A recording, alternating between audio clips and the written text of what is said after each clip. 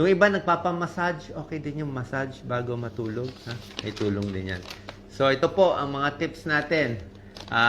Gawin ito para mahimbing ang tulog. Pero basically, ang pinaka-problem is stress pa rin yung tao kaya hindi makatulog. Anong pwede inumin para makatulog sa gabi? Okay? Ang pinaka-supplement na pwede, ang mga melatonin, baka may tulong konti, although hindi ganun kalakas, pwede rin yun. Vitamin B complex, pwede naman pamparelax, kaya lang nakakagana kumain ng vitamin B, baka tumaba kayo. Chamomile tea, maganda chamomile tea, pamparelax sa gabi, pwede. Pwede rin saging, may tryptophan, pamparelax. Saging, gatas, pwede rin. Kung wala kayong lactose intolerance, gatas, saging, light lang, wag lang spicy sa gabi, tapos ano lang. Tapos kung meron kayong GERD, katulad ko, may GERD, dapat yung higa mo medyo dalawang unan.